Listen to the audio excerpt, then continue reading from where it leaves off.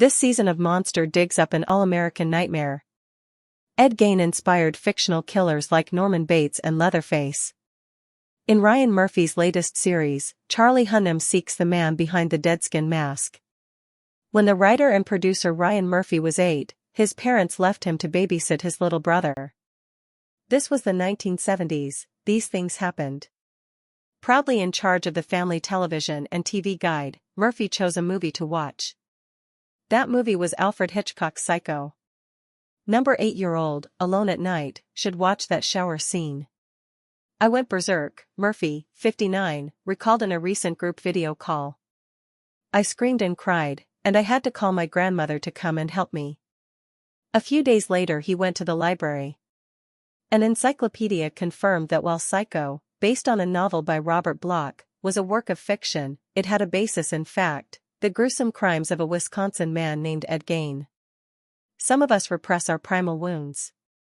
Others, like Murphy, create a limited series about them. Monster, the Ed Gein story, the third installment of Murphy's Monster franchise, premieres on Netflix on Friday. Co-created and written by Ian Brennan, this season trains a dark lens on Gein, who is played by Charlie Hunnam, a charismatic English actor best known for starring as the muscular leader of an outlaw motorcycle gang on FX's Sons of Anarchy. The subject scared even Hunnam, a man who wouldn't seem to scare easy. There were a few weeks, he said in the video call with Murphy and Brennan, where I felt like maybe I'd actually made a mistake, that this was going to be too bleak and too difficult. A killer of outsized infamy, Gein is definitively responsible for only 2 deaths. He was charged with a single killing and later confessed to one more.